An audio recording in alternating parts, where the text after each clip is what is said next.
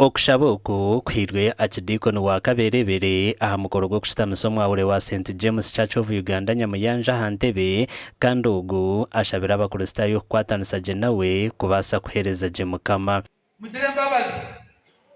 mutwazaje umucurezi n'umukugumisiriza emirmeje turukora inzego gumisiriza omukristayo niwe mukama witu number 1 ahubwo aho umukristayo atari na province dero yenda kusima omugore witu werizoba Robert Kwinomuzo n'omukyara we na family batugwirije munonga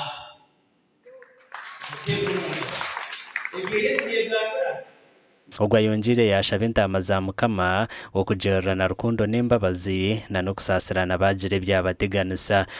kunda mutayi wa muboye kunda goko baza yekunda abantu binde bataruye kunda ati ko mutuza ngo yandika ketu mukohanya ninga kanyumba basi na yekunda bosho natangu ya hika kweyanga iwe nagira niwe nana kwangira chumwe mbwentwine okundana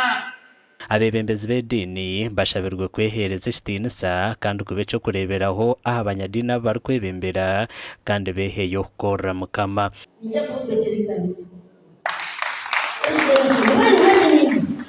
wale nalo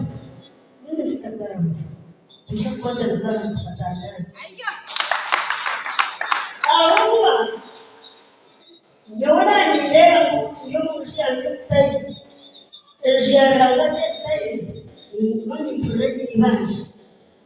omuganda muri Sinjiro abarema nibashaba government kubakwatiraho ekabongera obuhereza na munonga ebikwate bari kukozesa ngo ahabwo kuba binjite bine sente zo kubyesyaho batakagaruka kutubiha nguhine kaparisha tarumwa bakabinda burimo abantu bagira ngo obwiro bwinji nibashanga obuzubu bw'amano mu kutambura na munonga babana baza kuronda obuhereza ngo bw'ibyamagara nabejo kuzaha amashomero cyo habicumbagize ebyo bwegese omubana bino burema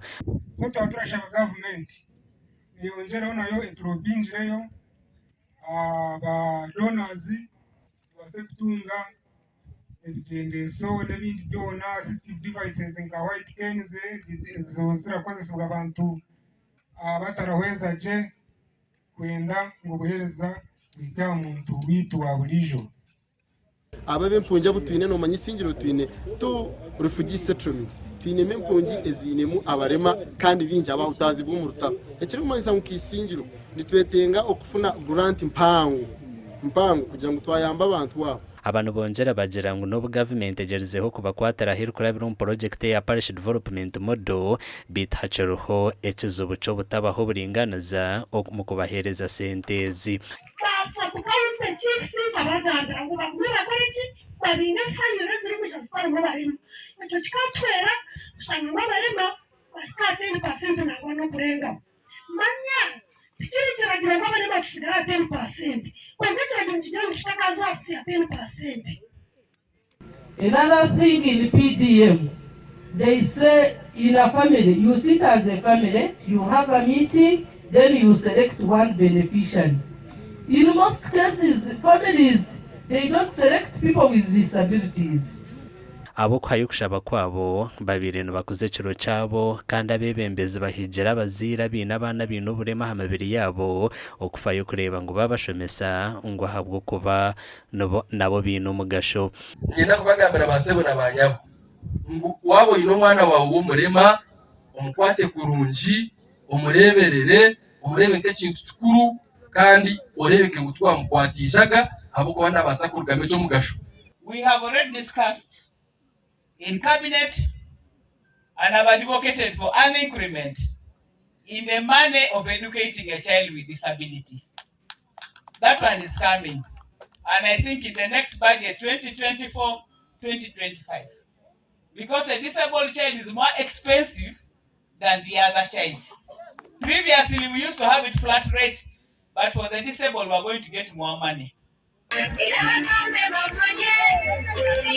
Makuru agagasha kwa Felix Nduhura.